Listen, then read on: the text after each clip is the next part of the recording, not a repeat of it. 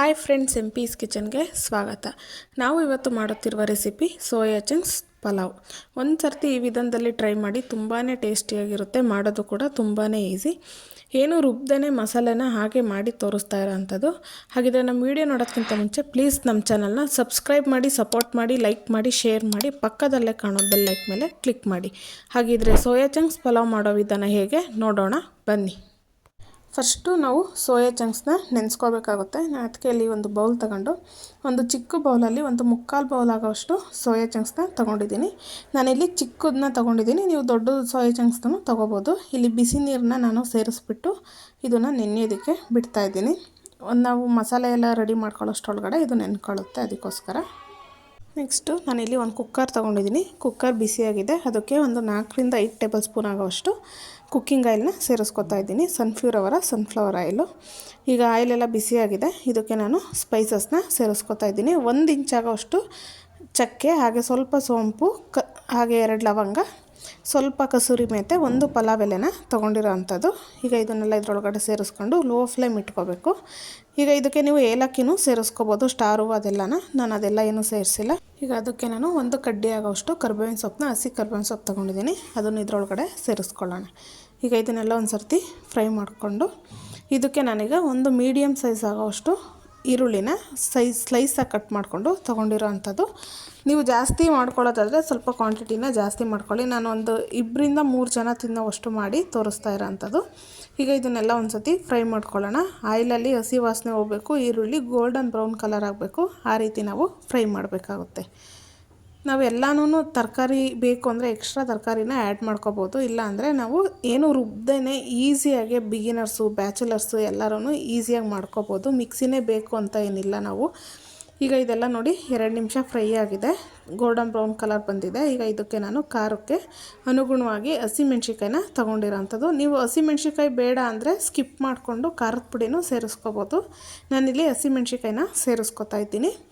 ನಿಮಗೆ ಹಸಿಮೆಣ್ಸಿಕಾಯಿ ಎಲ್ಲ ಜಾಸ್ತಿ ಖಾರ ಇದ್ದರೆ ನೋಡಿಕೊಂಡು ಸೇರಿಸ್ಕೊಬೇಕಾಗುತ್ತೆ. ಈಗ ಇದನ್ನೆಲ್ಲನೂ ಫ್ರೈ ಮಾಡ್ಕೊಳ್ಳೋಣ.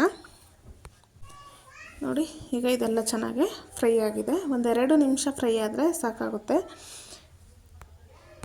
ಮಾರ್ನಿಂಗ್ ಟೈಮು ಲಂಚ್ ಬಾಕ್ಸಿಗೆ ಕರೆಂಟ್ ಇಲ್ಲ ಅಂದಾಗ ಈ ರೀತಿ ನೀವು ಸೋಯಾ ಚಂಕ್ಸ್ ಪಲಾವ್ನ ಮಾಡಿ ಕೊಡ್ಬೋದು. ಈಗ ಇದಕ್ಕೆ ನಾನು ಶುಂಠಿ ಬೆಳ್ಳುಳ್ಳಿ ಪೇಸ್ಟ್ನ ತೊಗೊಂಡಿದ್ದೀನಿ. 1/4 ಟೀ ಸ್ಪೂನ್ ಆಗೋಷ್ಟು ಅಷ್ಟೇ ಸೇರಿಸ್ಕೊತಾ ಇರೋದು. ಈಗ ಇದನ್ನು ಒಂದು 30 ಸೆಕೆಂಡು ನಾವು ಹಸಿ ವಾಸನೆ ಎಲ್ಲ ಹೋಗೋ ರೀತಿ ಫ್ರೈ ಮಾಡ್ಕೋಬೇಕಾಗುತ್ತೆ ಆಯಿಲಲ್ಲಿ. ಈಗ ಇದನ್ನು ಒಂದು 30 ಸೆಕೆಂಡ್ ಫ್ರೈ ಮಾಡ್ಕೊಳ್ಳೋಣ. ಇದೇ ಟೈಮಲ್ಲಿ ನಾನು 1 ಮೀಡಿಯಮ್ ಸೈಜ್ದು ಟೊಮೊಟೊನ ಕಟ್ ಮಾಡಿಕೊಂಡು ತೊಗೊಂಡಿರೋ ಅಂಥದ್ದು. ನೀವು ಫಾರಮ್ ಟೊಮೊಟೊ ಅಥವಾ ಹುಳಿ ಟೊಮೊಟೊ ಯಾವ್ದು ಬೇಕಾದ್ರೂ ಸೇರಿಸ್ಕೋಬೋದು. ಈಗ ಇದನ್ನು ಇದರೊಳಗಡೆ ಸೇರಿಸ್ಕೊತಾ ಇದ್ದೀನಿ.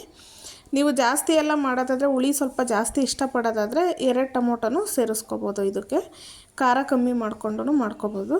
ಈಗ ಇದಕ್ಕೆ ಸ್ವಲ್ಪ ಚೆನ್ನಾಗಿ ಫ್ರೈ ಆಗಲಿ, ಬೇಗ ಟೊಮೊಟೊ ಸಾಫ್ಟ್ ಆಗಲಿ ಅಂತ ಹೇಳ್ಬಿಟ್ಟು ನಾನು ಒಂದು ಸ್ವಲ್ಪ ಕಲ್ಲುಪ್ಪನ್ನ ಸೇರಿಸ್ಕೊತಾ ಇದ್ದೀನಿ. ಹಾಗೆ ಸ್ವಲ್ಪ 1 ಚಿಟಿಕೆ ಆಗುವಷ್ಟು ಅರಿಶಿನದ ಪುಡಿ. ನಾವು ಅರಿಶಿನ ಮತ್ತು ಉಪ್ಪು ಹಾಕೋದ್ರಿಂದ ಟೊಮೊಟೊ ಎಲ್ಲ ಬೇಗ ಸಾಫ್ಟಾಗಿ ಬೇಯುತ್ತೆ, ಅದಕ್ಕೋಸ್ಕರ. ಈಗ ಇದೆಲ್ಲ 1-2 ನಿಮಿಷ ಫ್ರೈ ಮಾಡ್ಕೊಳ್ಳೋಣ.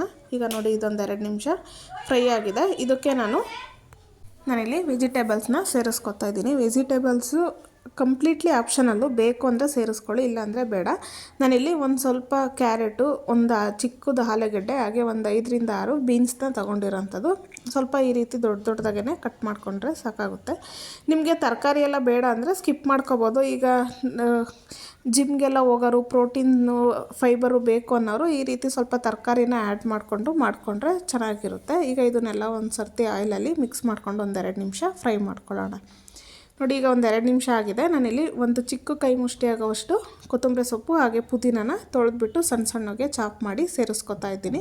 ನಿಮಗೆ ಪುದೀನ, ಕೊತ್ತಂಬರಿ ಸೊಪ್ಪು ಈ ಥರ ಇಷ್ಟ ಇಲ್ಲ ಅಂದರೆ ಸ್ಕಿಪ್ ಮಾಡ್ಕೋಬೋದು. ಬಟ್ ಹಾಕೋದ್ರಿಂದ ಟೇಸ್ಟ್ ಆಗಲಿ, ಫ್ಲೇವರ್ ಆಗಲಿ ತುಂಬಾ ಚೆನ್ನಾಗಿರುತ್ತೆ, ಅದಕ್ಕೋಸ್ಕರ. ಈಗ ಇದನ್ನು ಎಲ್ಲ 1-2 ನಿಮಿಷ ಫ್ರೈ ಮಾಡ್ಕೊಳ್ಳೋಣ. ಅದೆಲ್ಲ ಚೆನ್ನಾಗಿ ಬಾಡಿ ಚೆನ್ನಾಗಿ ಅದರೊಳಗಡೆ ಇರೋ ಇದೆಲ್ಲ ಬಿಟ್ಕೋಬೇಕು, ಅಂಶ ಎಲ್ಲ, ಅದಕ್ಕೋಸ್ಕರ. ನೋಡಿ, ಈಗ ಎಲ್ಲ ಚೆನ್ನಾಗಿ ಕುಕ್ ಆಗಿದೆ. ಈಗ ಇದಕ್ಕೆ ನಾನು ಆವಾಗಲೇ ನೆನೆಸಿಟ್ಕೊಂಡಿದ್ನಲ್ಲ ಬಿಸಿ ನೀರಲ್ಲಿ, ಅದನ್ನು ನೀರೇನು ಇಲ್ಲದೆ ಇರೋ ರೀತಿ ನೀಟಾಗಿ ಅದನ್ನು ಇಂಟ್ಕೊಂಡು ತೊಗೊಂಡಿರೋ ಅಂಥದ್ದು.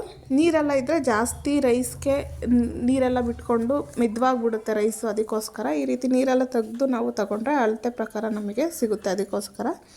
ಈಗ ಇದನ್ನೆಲ್ಲ ಒಂದು ಸರ್ತಿ ಮಿಕ್ಸ್ ಮಾಡ್ಕೊಳ್ಳೋಣ. ಈಗ ಚೆನ್ನಾಗಿ ಇದು ಮಸಾಲೆ ಅನ್ನೋದು ಇದು ನಾವು ಉಪ್ಪು ಖಾರ ಎಲ್ಲನೂ ಸೋಯಾ ಚಂಕ್ಸ್ಗೆ ಹೊಂದ್ಕೊಳ್ಬೇಕು. ಆವಾಗ ನಮಗೆ ತಿನ್ನಬೇಕಾದ್ರೆ ಸೋಯಾ ಚಂಕ್ಸು ಟೇಸ್ಟ್ ಅನ್ನೋದು ಚೆನ್ನಾಗಿರುತ್ತೆ. ಅದಕ್ಕೋಸ್ಕರ ನೋಡಿ, ಈಗ ಇದೆಲ್ಲ ಚೆನ್ನಾಗಿ ಒಂದು 2ರಿಂದ 3 ನಿಮಿಷ ಚೆನ್ನಾಗಿ ಫ್ರೈ ಆಗಿದೆ, ಕುಕ್ ಆಗಿದೆ. ಈಗ ಇದಕ್ಕೆ ನಾನು ನೀರನ್ನ ಸೇರಿಸ್ಕೊತಾ ಇದ್ದೀನಿ. ಇಲ್ಲಿ 1 ಕಪ್ ಅಕ್ಕಿ ತಗೊಂಡಿದ್ದೆ, ಅದಕ್ಕೆ 2 ಕಪ್ ನೀರನ್ನ ಬಿಸಿ ಮಾಡಿಬಿಟ್ಟು ತೊಗೊಂಡಿರೋಂಥದ್ದು. ಬಿಸಿ ನೀರನ್ನ ಸೇರಿಸ್ಕೊಂಡ್ರೆ ನಮಗೆ ಕ್ವಿಕ್ಕಾಗೂ ಆಗುತ್ತೆ, ಹಾಗೆ ಟೇಸ್ಟ್ ನಮಗೆ ಅದೇ ಥರ ಇರುತ್ತೆ, ಟೇಸ್ಟ್ ಚೇಂಜ್ ಆಗೋಲ್ಲ. ಅದಕ್ಕೋಸ್ಕರ ಈಗ ಇದಕ್ಕೆ ಸ್ವಲ್ಪ ಉಪ್ಪು ಖಾರ ಏನಾದರೂ ಚೆಕ್ ಮಾಡಿಕೊಂಡು ಉಪ್ಪು ಖಾರ ಕಮ್ಮಿ ಇದ್ದರೆ ಈ ಟೈಮಲ್ಲಿ ಸೇರಿಸ್ಕೋಬೋದು. ಈಗ ಇದನ್ನೊಂದು ಸರ್ತಿ ಮಿಕ್ಸ್ ಮಾಡ್ಕೊಳ್ಳೋಣ. ನೋಡಿ, ಈಗ ಎಲ್ಲ ನೀಟಾಗಿ ಮಿಕ್ಸ್ ಮಾಡ್ಕೊಂಡಿದ್ದೀನಿ. ಈಗ ಉಪ್ಪು ಖಾರ ಚೆಕ್ ಮಾಡ್ಕೊಳ್ಳೋಣ. ಉಪ್ಪು ಖಾರ ಏನಾದರೂ ಕಮ್ಮಿ ಇದ್ದರೆ ಈ ಟೈಮಲ್ಲಿ ನೀವು ಸೇರಿಸ್ಕೋಬೋದು. ಖಾರ ಕಮ್ಮಿ ಇದ್ದರೆ ಸ್ವಲ್ಪ ಇದಕ್ಕೆ ನೀವು ಖಾರದ ಪುಡಿನ ಸೇರಿಸ್ಕೋಬೋದು. ನನಗಿಲ್ಲಿ ಉಪ್ಪು ಕಮ್ಮಿ ಇತ್ತು, ನಾವು ಯಾಕೆಂದರೆ ಟೊಮೊಟೊ ಸಾಫ್ಟ್ ಆಗೋಕ್ಕೆ ಸ್ವಲ್ಪ ಉಪ್ಪು ಮಾತ್ರ ಹಾಕಿದ್ದು, ಅದಕ್ಕೋಸ್ಕರ. ಈಗ ರುಚಿಗೆ ತಕ್ಕಷ್ಟು ಉಪ್ಪನ್ನ ಸೇರಿಸ್ಕೊಂಡು ನಾನು ಮುಂಚೆನೇ ಒಂದು 10 ನಿಮಿಷ ಮುಂಚೆನೇ ತೊಳೆದಿಟ್ಟಿದ್ದಂಥ ರೈಸ್ನ ಇದಕ್ಕೆ ಸೇರಿಸ್ಕೊತಾ ಇದ್ದೀನಿ. ನಾವು ಒಗ್ಗರಣೆ ಮಾಡ್ಕೋಬೇಕಾದ್ರೆ ರೈಸ್ನ ತೊಳೆದ್ಬಿಟ್ಟು ನೀರೆಲ್ಲ ಬಸ್ಬಿಟ್ಟು ಇಟ್ಟರೆ ಸಾಕು, ಚೆನ್ನಾಗಿ ನೆನ್ಕೊಂಡಿರುತ್ತೆ, ನಮಗೆ ಕ್ವಿಕ್ಕಾಗೂ ಆಗುತ್ತೆ ಮತ್ತು ರೈಸು ತುಂಬ ಸ್ಮೂತಾಗಿ ಬರುತ್ತೆ. ಅದಕ್ಕೋಸ್ಕರ ಸಾಫ್ಟಾಗಿರುತ್ತೆ ತಿನ್ನಬೇಕಾದ್ರೆ. ಅದಕ್ಕೋಸ್ಕರ ಈಗ ಇದನ್ನೆಲ್ಲ ಮಿಕ್ಸ್ ಮಾಡಿಕೊಂಡು ಒಂದು ಹಾಫ್ ಬಾಯ್ಲ್ ಆಗಬೇಕು. ಹಾಫ್ ಬಾಯ್ಲ್ ಆದಮೇಲೆ ನಾವು ಲಿಡ್ ಕ್ಲೋಸ್ ಮಾಡೋದ್ರಿಂದ ನಮಗೆ ರೈಸ್ ಎಲ್ಲ ಕೆಳಗಡೆ ಮಸಾಲೆ ಎಲ್ಲ ಮೇಲೆ ಆ ಥರ ಆಗೋಲ್ಲ. ಈ ಥರ ಮಿಕ್ಸ್ ಮಾಡಿ ನಾವು ಆಮೇಲೆ ಲಿಡ್ ಕ್ಲೋಸ್ ಮಾಡಿ ವಿಷಲ್ ಹಾಕಿಸ್ಕೊಳ್ಳೋದ್ರಿಂದ ನಮಗೆ ರೈಸು ಮತ್ತು ನಾವು ಹಾಕಿರೋ ವೆಜಿಟೇಬಲ್ಸು ಮಸಾಲೆ ಎಲ್ಲದಕ್ಕೂ ಹೊಂದ್ಕೊಂಡು ಟೇಸ್ಟು ಎಲ್ಲನೂ ತುಂಬಾ ಚೆನ್ನಾಗಿರುತ್ತೆ. ಈಗ ಇದನ್ನು ಒಂದು ಸರ್ತಿ ಮಿಕ್ಸ್ ಮಾಡ್ಕೊಳ್ಳೋಣ. ಈ ಥರ ನಮ್ಗೆ ಏನಿಲ್ಲ ಅಂದ್ರೂ 50% ಕುಕ್ ಆಗಿರಬೇಕು, ಆವಾಗ ನಾವು ಲಿಡ್ನ ಕ್ಲೋಸ್ ಮಾಡಬೇಕಾಗುತ್ತೆ. ನಾನಿಲ್ಲಿ ಲಿಡ್ ಕ್ಲೋಸ್ ಮಾಡಿ 1 ವಿಷಲ್ಲು ಕೂಗಿಸ್ಕೊತೀನಿ. ಮೀಡಿಯಮಲ್ಲಿ 1 ವಿಷಲ್ ಕೂಗಿದ್ರೆ ಸಾಕಾಗುತ್ತೆ, ನಮಗೆ ಕರೆಕ್ಟಾಗಿ ಕುಕ್ಕಾಗಿರುತ್ತೆ ರೈಸು ಎಲ್ಲನ. ನೋಡಿ, ಈಗ 1 ವಿಷಲ್ ಆಗಿದೆ, ಹಾಗೆ ತಣ್ಣಗಾಗಕ್ಕೆ ಬಿಡಬೇಕು. ತಣ್ಣಗಾಗಿದೆ, ಎಷ್ಟು ಚೆನ್ನಾಗಿ ಬಂದಿದೆ ಅಂತ ಹೇಳ್ಬಿಟ್ಟು ನಮಗೆ ಎಲ್ಲೂ ಮಸಾಲೆ ಅನ್ನೋದು ಮೇಲೆ ರೈಸ್ ಅನ್ನೋದು ಕೆಳಗಡೆ ಆ ಥರ ಆಗಿಲ್ಲ, ಇಲ್ಲ ಒಂದು ಸೈಡ್ ಎಲ್ಲ ಮಸಾಲೆ ಒಂದು ಸೈಡ್ ರೈಸ್ ಆ ಥರ ಆಗಿಲ್ಲ, ಎಲ್ಲದಕ್ಕೂ ಹೊಂದ್ಕೊಂಡು ಚೆನ್ನಾಗಿ ಬಂದಿದೆ. ಬಿಡಿಯಾಗಿರುತ್ತೆ ನಾವು ಈ ರೀತಿ ಅಕ್ಕಿ ನೆನೆಸಿ ಹಾಕೋದ್ರಿಂದ. ನೀರು ಅಷ್ಟೇ ನಾವು ನೋಡಿಕೊಂಡು ಸೇರಿಸ್ಬೇಕಾಗುತ್ತೆ.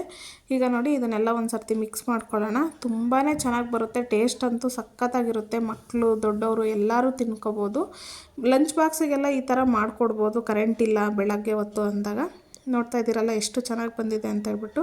ನೀವು ಒಂದು ಸರ್ತಿ ಮನೇಲಿ ಟ್ರೈ ಮಾಡಿ, ತುಂಬಾ ಟೇಸ್ಟಿಯಾಗಿರುತ್ತೆ, ಮಾಡೋದು ಕೂಡ ತುಂಬಾ ಈಸಿ. ಹಾಗೆ ನಮ್ಮ ವಿಡಿಯೋನ ನೋಡ್ತಾ ಇರೋರೆಲ್ಲರೂ ದಯವಿಟ್ಟು ಸಬ್ಸ್ಕ್ರೈಬ್ ಮಾಡ್ಕೊಳ್ಳಿ, ಹಾಗೆ ಶೇರ್ ಮಾಡಿ ಫ್ಯಾಮಿಲಿ ಫ್ರೆಂಡ್ಸ್ಗೆ. Thank you for watching. Take care.